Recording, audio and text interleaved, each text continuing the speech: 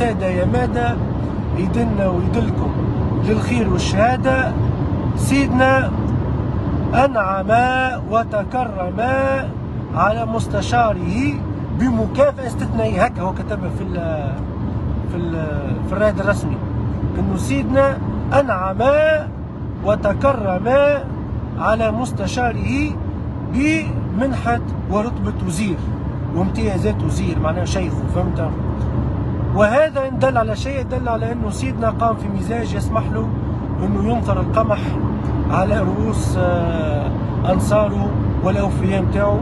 وانتم واصلوا كان لعل في يوم ما في الزريبة اللي تعيشوا فيها يقوم سيدنا في مزاج تعرضوا في الشارع ينعم عليكم بالبشوية أو البكوية أو يردكم ما نعرفش أنا يشاوش وزير ولا يردك يشاوش إسلام.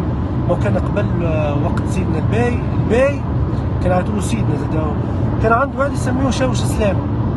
كيفاش يخدم هذا؟ يبدا جواق بجنب الباي، كي واحد يقول للباي السلام عليكم يا باي سيدنا، فهمت؟ فالباي ما يقعدش يجاوب عامة الشعب الكل وعليكم السلام، فما واحد كان اختصاصه يجاوب الشعب. انت تقول له سيدنا السلام عليكم فيجاوبك شاوش السلام، يقول لك وعليكم السلام. هاكا مثلا توا عامل هو توا قيس سعيد نوع من الشاوش السلام، ما ينجمش يجاوب الناس الكل، فعامل في كل بلاتو تلفزي شاوش اسلام او شاوش يجاوب في بلاصه سيدنا.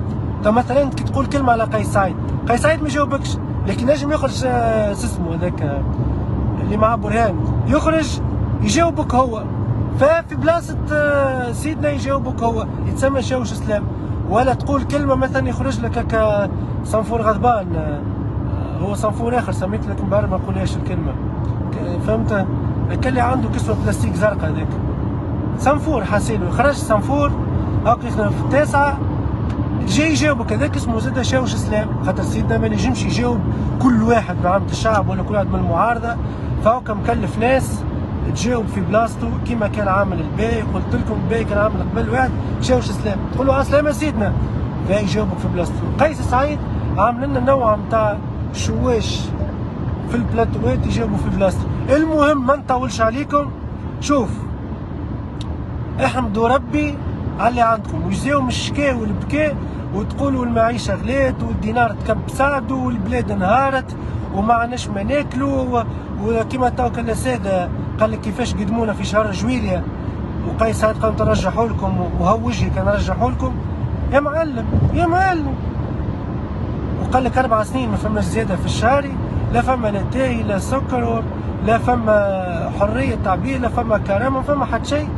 هي ايش تحبوا معناها؟ اللي يستغنى على الديمقراطيه وعلى صوته ويقبل انه يتحكم بالبرتكان يسكت، تسكت على روحك واسكت وانت فرحان. عيش المرحله ذي وانت عيش في رباعيه الخراب مع قيس سعيد وانت فرحان وانت تزمر، لانه انا قلت لك اللي عملوا قيس سعيد راهو شويه ما تنكروش افضال الراجل عليكم، راهو نحالكم الكرامه ونحالكم الهمه ونحالكم الديمقراطيه ونحالكم صوتكم ونحالكم الصندوق ونحالكم عاش اسمع رايكم. ما تحقروش الراجل. ربي يديم عليكم الرخاء وان شاء الله تعيشوا في الرخاء للعنكوش. انا مثلا واحد من الناس والكثير من الشعب التونسي رافضين نعيشوا في الرخاء متاعكم. انا نحكي فقط على شريحه معينه اللي زمرت وكان اللي خرج لنا عامل صبعه بالازرق هذاك وقال لك واللي قال نعم باش ترتاحوا من وجوه الهم. هذوكم الكل حبيت نقول لكم ان شاء الله مبروك عليكم الرخاء اللي تعيشوا فيه، ان شاء الله ربي يزيدكم الرخاء وان شاء الله تعيشوا في الرخاء للعنكوش من وقت بن علي للباج ليوسف الشاهد العبير القيس سعيد، خاطر هذيك السيركوي نتاعكم انتم ما بدلتوهاش قعدتوا فيها. فنسأل الله ان يديم عليكم الرخاء، ونحن وجميع الأحرار اللي رافضين نعيشوا في الرخاء متاعكم سيأتي يوم نحرر أنفسنا. بالنسبة لكم انتم طز فيكم معناها حاجة ما تعنيناش، معناها أنا نحكي على اللي يشبهولي، انتم تشبهوا الناس، مش قلتم تشبهوا الناس، نعم نشبهوا حتى انتم تشبهوا الناس.